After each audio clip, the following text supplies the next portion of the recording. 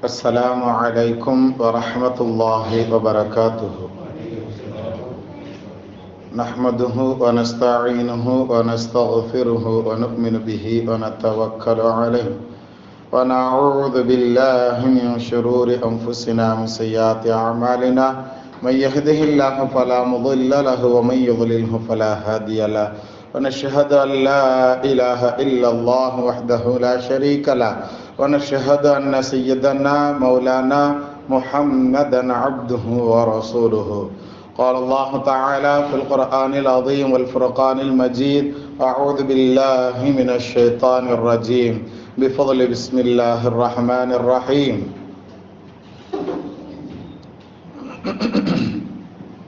قال الله تعالى في القرآن العظيم والفرقان المجيد: أعوذ بالله من الشيطان الرجيم بفضل بسم الله الرحمن الرحيم.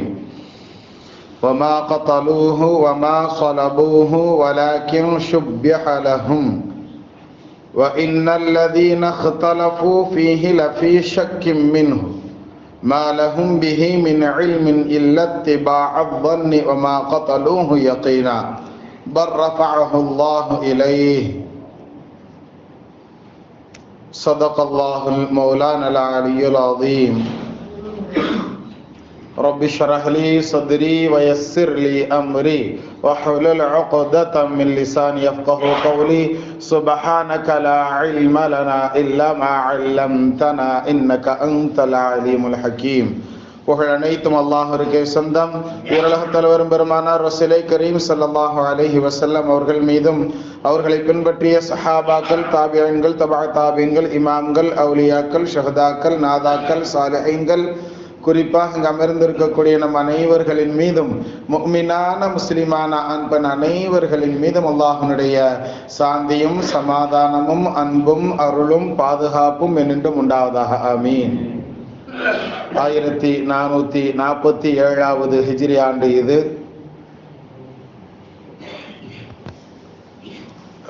10வது மாதமான ஷவ்வாலுடைய மாதம் பிறை 14 இந்த ஜுமாவிலே நாம் அமர்ந்திருக்கிறோம். அல்லாஹ் தஆலா இந்த ஜுமாவினுடைய அனைத்து நலன்களையும் அடைந்து கொண்ட நல்லவர்களாகவும் நம் அனைவர்களையும் அல்லாஹ் பொருந்திக் கொள்வானாக. அல்லாஹ் நோயற்ற வாழ்வை நம் அனைவர்களுக்கும் நசீபாக்கி தருவானாக. அவனை நினைத்து வாழக்கூடிய நல்ல முஃமின்களாக நம் அனைவர்களையும் அல்லாஹ் பொருந்திக் கொள்வானாக. திடீர் மரணங்களை விட்டு அல்லாஹ் காத்தருள் புரிவானாக. ஆக்சிடென்ட்டுகள், ஆஸ்பத்திரிகளுடைய செலவுகள், சிரமங்களை விட்டு அல்லாஹ் தஆலா காத்தருள் புரிவானாக. நல்ல மனைவி மக்களை நசீபாக்கி தருவானாக. இறுதி மூச்சு லா இலாஹ இல்லல்லாஹ் முஹம்மதுர் ரசூலுல்லாஹ் என்ற திருக்கலிமாவோடு முடிவதற்குண்டான பாக்கியம் பெற்றவர்களாக அல்லாஹ் நம்மை பொருந்திக் கொள்வானாக.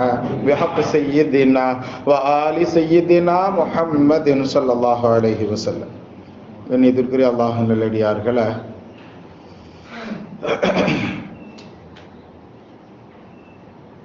இன்றைய தினம் ஜும்ஆவினுடைய தினம் அப்படிங்கிறது நமக்கெல்லாம் தெரியும். ஜும்ஆ அப்படிங்கிறது நாட்களின் தலைவன். ஒரு வாரத்தினுடைய 7 நாட்கள் அப்படின்னு சொன்னால் அந்த 7 நாட்களின் தலைவன் என்பதாக இந்த ஜும்ஆவிற்கு நபி ஸல்லல்லாஹு அலைஹி வஸல்லம் அவர்கள் சொல்லுவாங்க. அதனால தானே என்னமோ தெரியல, இந்த ஜும்ஆவினுடைய புனிதம் கருதிதானோ என்னமோ தெரியல, மற்ற நாட்கள்லையாவது எங்கனாலும் நம்ம ஃபர்லுகளை என்ன செஞ்சுக்கிடலாம், தொழுதுக்கிடலாம். ஆனால் இந்த ஜும்ஆவினுடைய தொழுகையை மட்டும் ஜும்ஆ பள்ளிகளில் தொழுவது ரொம்ப சிறப்பு அப்படிங்கிறது நமக்கு மார்க்கம் சொல்லித்தரக்கூடிய சட்டம். அதனால தான் மற்ற வக்துகளுக்கு வர்ற கூட்டத்தை விட ஜும்ஆவினுடைய வக்துக்கு நிறைஞ்சு வழியும் எல்லா பள்ளிவாசல்களும். ஹைர், அல்லாஹ் தஆலா அது போன்று 5 நேர தொழுகைகளுக்கும் நிறைந்து வழியக்கூடிய நல்ல நசீபுள்ள நபர்களாக அல்லாஹ் நம்மை கபூல் செய்வானாக. ஆமீன். கண்ணியத்திற்குரியவர்களை, இந்த ஜும்ஆ அப்படிங்கிறது இன்னைக்கு உண்டான தேதி பிரகாரம் பார்த்தோன்னு சொன்னால், இந்த நாள் அப்படிங்கிறது குட் ஃப்ரைடே அப்படின்னு சொல்லுவாங்க. இன்னைக்கு எல்லா ஸ்கூல்லாம் லீவ் விட்டுருக்காங்க இல்லையா, அரசாங்க விடுமுறை இருக்கு இல்லையா, குட் ஃப்ரைடே அப்படின்னு சொல்கிறாங்க. குட் ஃப்ரைடேனா என்ன அப்படிங்கிறத கொஞ்சம் நாம் லேசாக பார்க்கலாம். ஏன்னா நம்மளுக்கும் ஜும்ஆ அப்படிங்கிற பேர்ல ஃப்ரைடே தான் நம்ம என்ன சொல்றோம், சிறந்த நாள், நாட்களின் தலைவன், ஐயாம் சையதுல் ஐயாம் அப்படின்னு நபி ஸல்லல்லாஹு அலைஹி வஸல்லம் அவர்களுடைய வாயால் போற்றப்பட்டது ஜும்ஆ. ஒரு நாள் மட்டுமல்ல, அல்லது வருஷத்துல ஒரு நாள் மட்டுமல்ல, வாரத்துல ஒவ்வொரு வாரமும் வரக்கூடிய ஒவ்வொரு ஜும்ஆவையும் நபி ஸல்லல்லாஹு அலைஹி வஸல்லம் என்ன செய்றாங்க, சிறப்பாக சொல்லி தர்றாங்க, சையதுல் ஐயாம்னு சொல்லி. ஹைர். ஆனா வருஷத்துல ஒரே ஒரு ஜும்மாவை மட்டும் குட் ஃப்ரைடே அப்படின்னு சிலர்கள் சொல்றாங்க இல்லையா, அது ஏன் அப்படிங்கிறது சம்பந்தமான சின்ன ஒப்பீடு மட்டும் நாம இன்ஷா அல்லாஹ் இன்னைக்கு தெரிந்து கொள்ளலாம். சென்ற வாரம் இல்மு படிப்பு அப்படிங்கிறது சம்பந்தமான சில செய்திகளை சொன்னோம் இல்லையா, அந்த அடிப்படையில இதுவும் ஒரு கல்விதான். அதாவது தவறாக சில விஷயங்கள் சித்தரிக்கப்பட்டு கொண்டு இருக்கிறது, உலகத்துல விளங்கி வைத்திருக்கிறார்கள் மக்கள் அப்படிங்கிறதையும் நாம தெரிந்துக்கிறது அப்படிங்கிறது நம்மளுடைய தீன் அலிஸ்லாம் நமக்கு கற்றுத்தருது. சரிங்களா? அந்த அடிப்படையில நாம என்ன செய்யறோம்னா, இந்த ஜும்மாவை பத்தி நாம தெரிஞ்சுக்கிடலாம். அவங்க குட் ஃப்ரைடே அப்படிங்கிறது எதை சொல்றாங்க அப்படிங்கிறத நாம பார்த்தோம் அப்படின்னா, அவர்களுடைய இயேசுநாதர் என்று சொல்லப்படக்கூடிய, அவர்கள் கடவுளாக நினைக்கக்கூடிய அந்த நபர் என்ன செஞ்சிருக்கிறாங்க, இந்த குட் ஃப்ரைடே அன்னைக்கு தான் அவரை என்ன செஞ்சிருக்கிறாங்க, சிலுவையில அறைஞ்சிருக்கிறாங்க. அதுக்கு அவங்க சொல்ற காரணம் என்ன அப்படின்னு சொன்னா, வெளியே போய் பேசுங்க, எந்திரிங்க, இல்ல மேல போய் உட்காருங்க.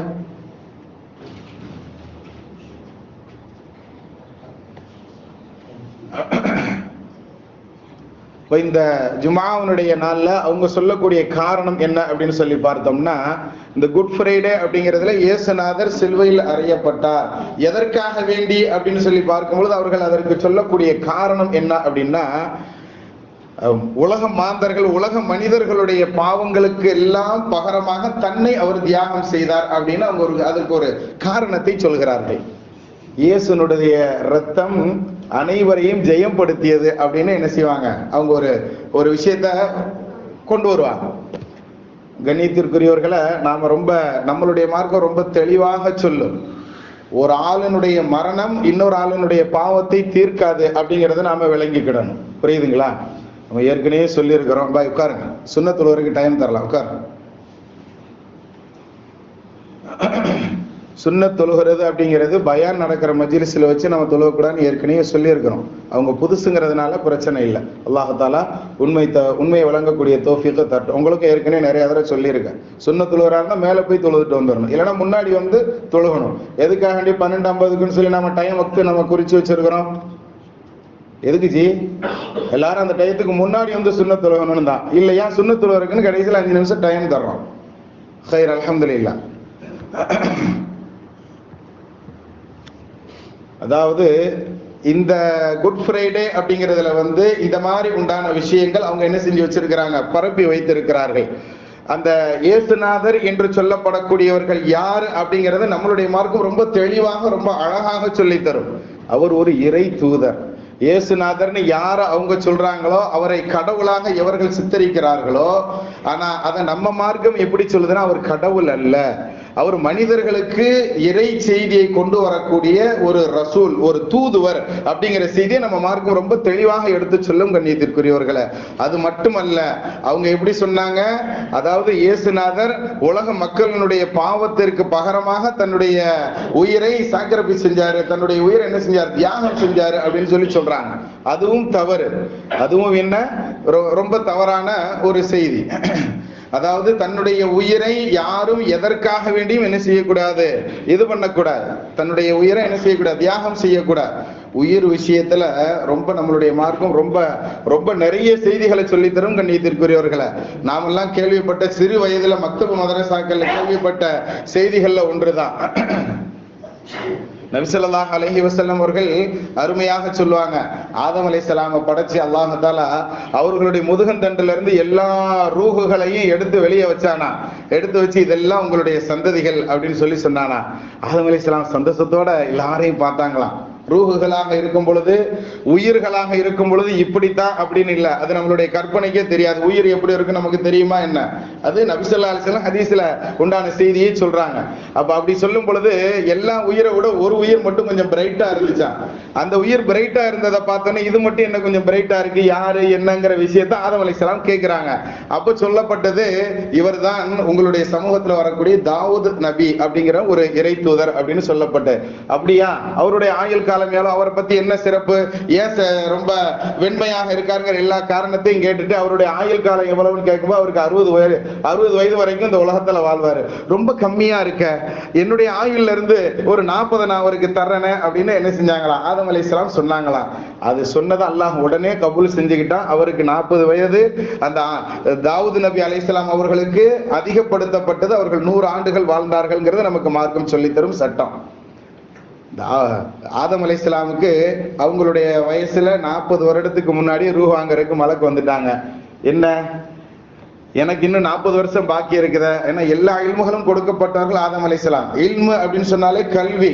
ஆதம் அலைஹிஸ்ஸலாமுக்கு முத அல்லாஹ் எதை கொடுத்தான்ங்கிறத குர்ஆன் ஷரீஃப்ல சொல்லும் போது நாம கல்வியை கொடுத்தோன்னு அல்லாஹ் சொல்கிறான். கண்ணியத்திற்குரியவர்களை, அப்படிப்பட்ட அந்த கல்வியை வாங்கின ஆதம் அலைஹிஸ்ஸலாம் சொன்னாங்களாம், எனக்கு இன்னும் 40 வருஷம் பாக்கி இருக்க அப்படிங்கும்போது அப்ப மலக்குல் மௌத் ஞாபகப்படுத்தினாங்களா, உங்களுடைய ஆயுள்ல இருந்து 40 இன்னாருக்கு நீங்க கொடுத்துட்டீங்க இல்லையா, அது அங்க எழுதப்பட்டு விட்டது, அதனால உங்களுக்கு 40 வயசுக்கு முன்னாடி ரூஹ் வாங்கணும். அப்படியா, நானா கொடுத்தேன் அப்படின்னு கேட்டாங்களாம். அதாவது எப்பொழுதுமே நாம துஆ செய்யும் பொழுது கூட என்னுடைய ஆயில என்னுடைய அத்தாக்கு கொஞ்சம் கொடுத்துரு, என்னுடைய ஆயில என்னுடைய பிள்ளைக்கு கொடுத்துரு, அவன் நல்லபடியா வரட்டும், அந்த மாதிரி மட்டும் இந்த துஆக்கள்ல கேட்க கூடாதுங்கிறதுக்கு இது ஒரு உதாரணமாக சொல்லுவார்கள். தன்னுடைய பிள்ளையாக இருந்தாலும் சரி, தன்னுடைய தகப்பனாக இருந்தாலும் சரி, ஆயுள் அப்படிங்கிறதனுடைய விஷயத்துல நம்மளுடைய இதுல இருந்து கொடுன்னு சொல்லி கேட்க கூடாதுங்கிறதுக்கு இது உதாரணமாக சொல்லுவார்கள். கண்ணியத்திற்குரியவர்களை, அந்த அடிப்படையில யாருடைய பாவத்தை கழுகுவதற்காக வேண்டியும் யாரும் தன்னுடைய உயிரை கொடுக்கணும் அப்படிங்கிற தேவையில்லைங்கிறத நம்மளுடைய மார்க்கம் ரொம்ப தெளிவாக சொல்லி தரும். கண்ணியத்திற்குரியவர்களே, ஈசா நபி என்கிற இயேசுநாதர் தன்னுடைய உயிரை உலக மாந்தர்களுடைய பாவத்திற்கு பகரமாக தியாகம் செய்து விட்டார் அப்படின்னு சொல்றதை நம்மளுடைய மார்க்கம் ஏற்றுக்கொள்ளாது அப்படிங்கிறத நாம ஞாபகத்துல வச்சுக்கிடணும். ஹைர், அல்ஹம்துலில்லாஹ். இப்ப அந்த அடிப்படையில நாம பார்க்கும் பொழுது அல்லாஹ் அந்த வசனத்தினுடைய தொடர்ச்சிகள்ல ரொம்ப தெளிவாக சொல்லி தருவான். ஈசா அலைஹிஸ்ஸலாம் எப்படி பறந்தாங்க அப்படிங்கிறதுல இருந்து அவர்களுடைய பைபிள்ல கூட தெளிவாக இருக்கிறதா, அவர்கள் அதை ஏற்றுக்கொண்டார்களா என்பதை காட்டில் நம்ம குர்ஆன் ஷரீஃப்ல அல்லாஹ் ஒவ்வொரு சின்ன சின்ன விஷயமாக கூட ரொம்ப தெளிவாக பதிந்து வைத்திருக்கிறான். இது காலத்து இம்ராஅத்து இம்ரான், இது காலத்து இம்ராஅத்து இம்ரான், இம்ரானுடைய மனைவி இப்படி துஆ செய்தார்கள் அப்படின்னு அல்லாஹ் அவங்க செஞ்ச துஆவை நமக்கு குர்ஆன் ஷரீஃப்ல சொல்லி தர்றான். மாசமாக இருக்கக்கூடிய பெண்கள் எப்படிலாம் துஆ செய்யணும் அப்படிங்கிறதுக்கு நமக்கு இது ஒரு பாடம். இன்னைக்கு நாம மாசமாக இருக்கக்கூடிய பெண்கள் எல்லாம் எப்படி நாம் நடந்து கொண்டு இருக்கிறோம் அப்படிங்கறதை நாம கொஞ்சம் சீர்தூக்கி பார்க்கணும். கண்ணியத்திற்குரியவர்களை, எப்படி அந்த அம்மா துஆ செஞ்சிச்சு, அந்த அம்மாவுடைய பெயரை தஃப்சீர்கள் எழுதுறாங்க.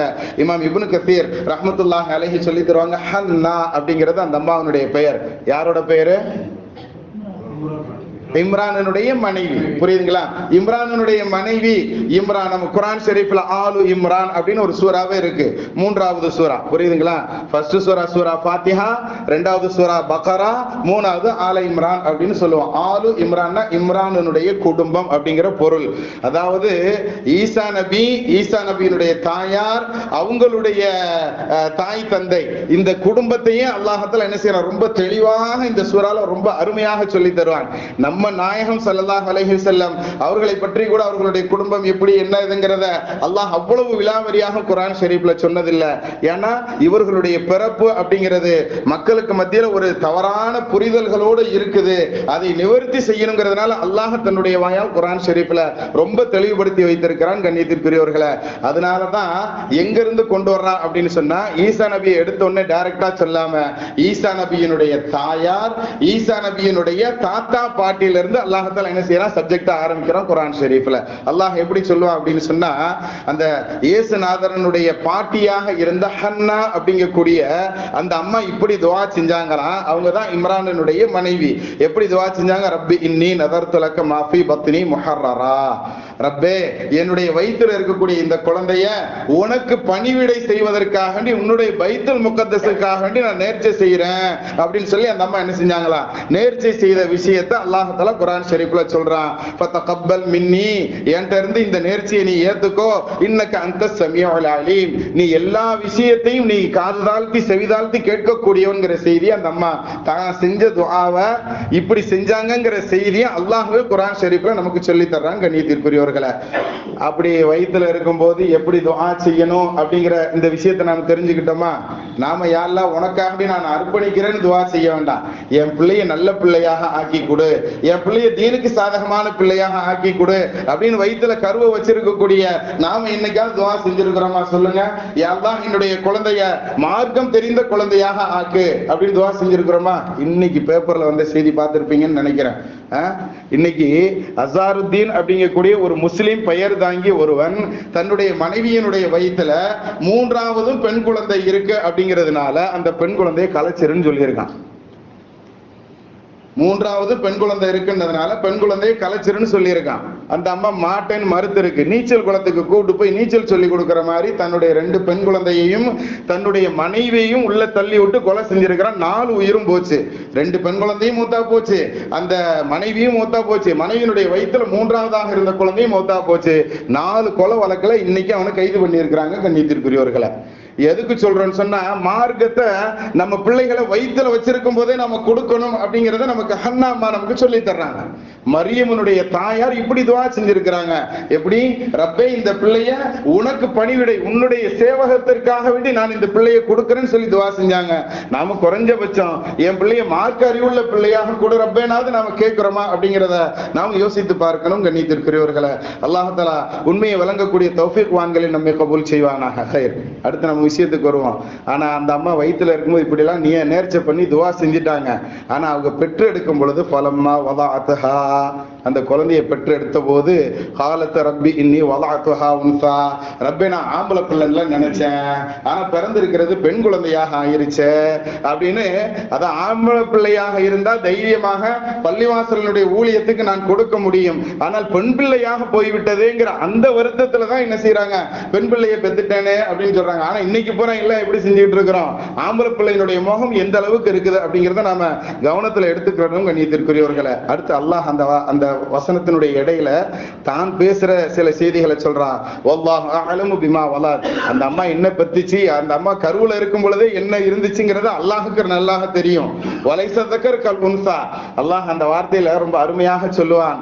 ஆண் அந்த பெண்ணை விட சிறப்பானதாக அந்த ஆண் இல்லை அப்படிங்கிறத குறிக்கும் முகமாக அல்லாஹ் தஆலா அந்த வாசகத்துல சொல்றான். வலைஸ தக்கர் கல் உன்சா, ஆண் பிள்ளை என்பது இந்த பெண் பிள்ளையை போன்று அல்ல அப்படிங்கிற செய்தி அல்லாஹ் சொல்லுவான். ஏன்னா நீ ஊழியம் செய்யறதுக்காக உண்டான ஒரு ஆம்பளை பிள்ளையை தான் கேட்ட, ஆனா நான் கொடுத்திருக்கிற பொம்பளை பிள்ளை எப்படிப்பட்டது தெரியுமா, உலக மக்களுக்கே உண்டான ஒரு இறை தூதராக வரக்கூடிய ஒரு ஆணை பெற்றிருக்கக்கூடிய பெண்ணை தான் உனக்கு நான் கொடுத்திருக்கிறேன் அப்படின்னு அல்லாஹ் தஆலா ஆறுதல் சொல்லும் முகமாக அந்த வார்த்தையை சொல்றான். அடுத்து அந்த அம்மாவனுடைய திரும்ப அந்த விஷயத்தை சொல்றாங்க. இன்னி சம்மைதுஹா, இந்த பெண் பிள்ளைக்கு நான் பேர் வைக்கிறேன் ரப்பே மரியம, மரியம்னு நான் பேர் வைக்கிறேன். இன்னி உஈதுஹா, இந்த பெயரை கொண்டு நான் நாடுகிறேன் உன்னிடத்துல. வ துர்ரியதஹா, இவளுக்கும் சரி இவளுடைய சந்ததிகளுக்கும் சரி மின ஷைத்தானிர் ரஜீம், தூக்கி எறியப்பட்ட ஷைத்தானை விட்டும் பாதுகாப்பை நீ கொடுன்னு உன்கிட்ட நான் துஆ கேட்கிறேன்னு சொல்லி அந்த அம்மா செய்த துஆ நமக்கு குர்ஆன் ஷரீஃப்ல நமக்கு பாடமாக இருக்கிறது கண்ணியத்திற்குரியவர்களே. என்னைக்காவது நாம இப்படி துஆ செஞ்சிருக்கிறோமா? பெண்களை விடுங்க, பெற்று எடுக்கக்கூடிய பெண்கள் கொஞ்சம் வலியில சிரமத்துல இருப்பாங்க. அந்த நேரத்துல கேட்கிற துஆ கபூல்ங்கிறதுக்கு நமக்கு இது ஒரு ஆதாரம். பெண்கள் துஆ இப்படிலாம் செய்யணுங்கிறது, ஆம்பளைங்க எந்த வழியும் இல்லாம தானே இருக்கிறோம். நம்ம என்னைக்காவது துஆ செஞ்சிருக்கோமா நம்ம பிள்ளைகளை பெற்று எடுத்த நேரத்துல? சொல்லுங்க பாப்போம். நமக்கு என்ன வலி வேதனை இருந்துச்சா? ரொம்ப ராகத்தாக இருக்கிறோம். அது போன்று அதாவது பெண்களுடைய பேறுகால வலியை பற்றி சொல்லும் பொழுது அதுக்கு ஒரு டெசிபிள் அளவுன்னு சொல்றான். கிட்டத்தட்ட 47 டெசிபிள் அளவை விட ரொம்ப கடுமையான வலியாது. ஒரு எலும்பு உடைக்கிறோம்னு சொன்னா அது 25% வலி அப்படிங்கிற டெசிபிள் அளவுன்னு கணக்கு வச்சுக்கோங்க. ஒரு எலும்பு உடையுதுன்னா, ரெண்டா உடைகிறது, ஒரு கையெலும்போ அல்லது கால் எலும்போ இடுப்பு எலும்போ உடையுதுன்னா அதனுடைய வலியின் அளவை குறிக்கும் பொழுது 25 டெசிபிள் அளவுன்னு சொல்றான். ஆனா பேறுகாலத்தின் போது இடுப்பு எலும்பு லேசா விலகி கொடுத்து அந்த குழந்தை வெளியே வருது பாருங்க, இது 47% டெசிபிள் அளவுங்கிறான் வலி. அவ்வளவு வலியை தாங்கிக்கிட்டு ஒரு பெண் பெண் குழந்தையோ ஒரு ஆண் குழந்தையோ பெற்றெடுக்கிறான்னு சொன்னா அந்த குழந்தை சலாமத்தாக இருக்கணும் ரப்பே, நோய் நொடி இல்லாம இருக்கணும் ரப்பே, நல்ல அறிவுள்ள குழந்தையாக இருக்கணும் ரப்பேன்னு நம்ம துஆ செய்யறதுக்கு என்ன வலிக்குன்னு கேட்கிறோம் கண்ணியத்திற்குரியவர்களை. ஆனா பிறந்ததுக்கு அப்புறம் ஐயோ அம்மம்மான்னு அடிச்சுக்கிட்டு அந்த குழந்தைகளை தூக்கிட்டு ஆஸ்பத்திரிக்கு ஓடிக்கிறாங்க. அந்த குழந்தை பிறந்தா முதல்ல என்ன செய்யணும், நம்ம மார்க்க ரொம்ப அழகாக சொல்லி தரும். அத இன்ஷா அல்லாஹ் இன்னொரு நாளைக்கு நாம பார்க்கலாம். அப்ப இந்த அம்மா இப்படிலாம் துஆ செஞ்சாங்க, ஷைத்தானுடைய தீண்டுதலை விட்டு துஆ செஞ்சிருக்கிறாங்க அப்படிங்கறத நாம பார்க்க முடியும். என்னையும் இந்த குழந்தையவும், அதான் மரியம் அம்மாவையும் மரியமுனுடைய சந்ததிகளையும் நீ ஷைத்தானுடைய தீண்டுதலை விட்டும் காப்பாற்றுன்னு சொல்லி துஆ செஞ்சிருக்கிறாங்க. எவ்வளவு பெரிய ஆழமான துஆன்னு சொல்லி யோசிச்சு பாருங்க. அப்ப இந்த மாதிரி துஆ செஞ்சதை அல்லாஹ் தஆலா கபூல் செஞ்சான். கபூல் செஞ்சது மட்டுமல்ல, அந்த துஆவினுடைய பிரதிபலன் அந்த ஈசா நபி அந்த மரியம் அம்மாக்கு தான் பிறப்பாங்கிறது நமக்கெல்லாம் தெரியும். அப்படித்தானே? மரியம் அம்மாவுக்கு பிறந்த அந்த ஈசா அப்படிங்கக்கூடிய அந்த இயேசுநாதர் அப்படிங்கிறவங்க எந்த விதமான ஆண் துணையும் இல்லாமல் பிறந்தவர்கள் அப்படிங்கிறது நமக்கு குர்ஆன் ஷரீஃப் ரொம்ப தெளிவாக சொல்லி தரும் கண்ணியத்திற்குரியவர்களை. அப்படி பிறந்த இந்த இயேசுநாதர் என்ற ஈசா நபி அலைஹிஸ்ஸலாம் அவங்க அந்த நேரத்தில் இருந்த யூதர்களால் என்ன செய்யறாங்க, விரட்டப்படுறாங்க. அவர்களை கொலை செய்வதற்காக வேண்டி அவர்கள் தூண்டப்படுகிறார்கள். எல்லா விதத்திலையும் அவங்களை கடைசியில பிடிச்சிடுறாங்க அப்படிங்கறது நமக்கு வரலாறு சொல்லும். கூட இருந்தவங்களே காட்டி கொடுத்தாங்க. நம்ம நபிகள் நாயகம் ஸல்லல்லாஹு அலைஹி வஸல்லம் இருந்தது போன்ற சஹாபாக்கள் அவருக்கு கிடைக்கல. அதுலயும் 2-3 எட்டப்பன் இருந்திருக்கிறாங்க. என்ன செஞ்சாங்க, காட்டி கொடுத்தாங்க, அவங்க மாட்டிக்கிட்டாங்கிறதுலாம் நமக்கு வரலாறு சொல்லும்.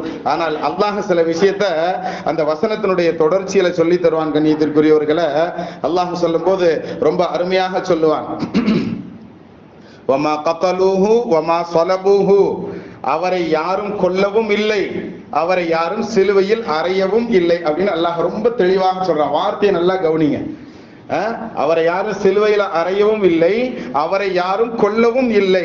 வலாக்கின் ஷுப்பிஹ லஹும், அவர்களுக்கு தோற்றம் தான் அப்படி கொடுக்கப்பட்டிருந்தது அப்படிங்கிற செய்தி அல்லாஹ் சொல்றான்.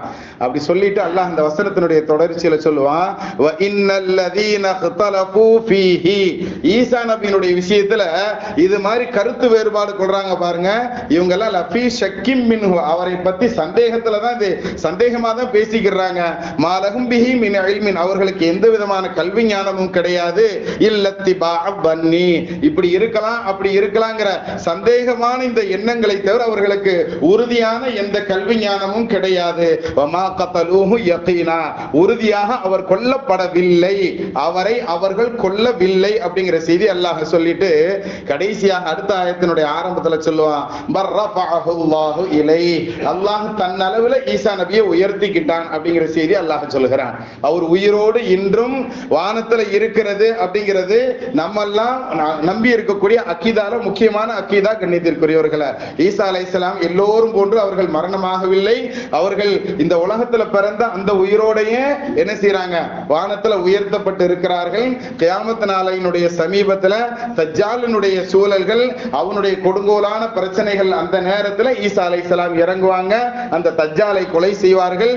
நம்ம நபிகள் நாயகம் ஸல்லல்லாஹு அலைஹி வஸல்லம் அவர்களுடைய ஷரியத்தின் பிரகாரம் 40 ஆண்டுகள் உயிர் வாழ்வார்கள். அதுல நிக்காஹ் முடிப்பாங்க, பிள்ளைகள் எல்லாம் பெற்றெடுப்பாங்கிறத நம்மளுடைய நபி ஸல்லல்லாஹு அலைஹி வஸல்லம் அவர்கள் ஈசா நபியை பத்தி அவ்வளவு தெளிவாக சொல்லி இருக்கிறாங்க கண்ணியத்திற்குரியவர்களே. ஆக நாம உண்மையை விளங்குறதுக்கு நாம முயற்சி செய்யணும். இது சம்பந்தமான விஷயங்கள் இன்னும் தெளிவான விளக்கங்கள் தெரியும்னா கேளுங்க. அல்லாஹ் தஆலா நமக்கு எந்த அளவுக்கு விளக்கம் தந்திருக்கிறான் அந்த அளவுக்கு நாம விளக்கங்களை கொடுப்போம். அல்லாஹ் உண்மை விளங்கி அமல் செய்யக்கூடிய பாக்கியவான்கள் நம்மை கபூல் செய்வானாக. பிஹக்கி சய்யிதினா வ ஆலி சய்யிதினா முஹம்மதின் ஸல்லல்லாஹு அலைஹி வஸல்லம்.